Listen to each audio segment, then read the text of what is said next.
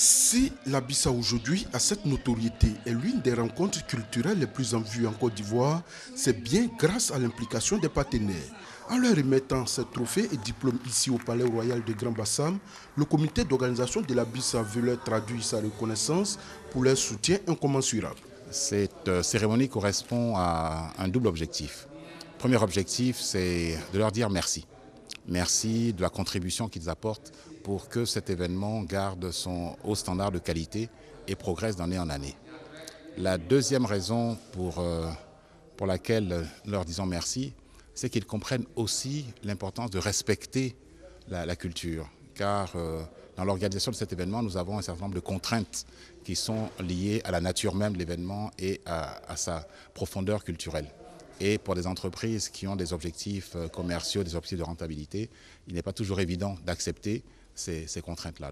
Satisfaits de cette marque de reconnaissance, les différents partenaires se sont engagés à faire encore plus pour que cet événement qui a dépassé les frontières ivoiriennes devienne l'une des rencontres culturelles les plus prisées du continent.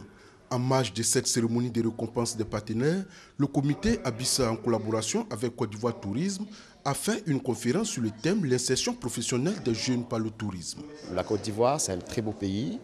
Il a, on va dire, une potentialité touristique, en parlant de la région, je vais vous parler un peu de mon coup de cœur, la région de Grand Bérébi.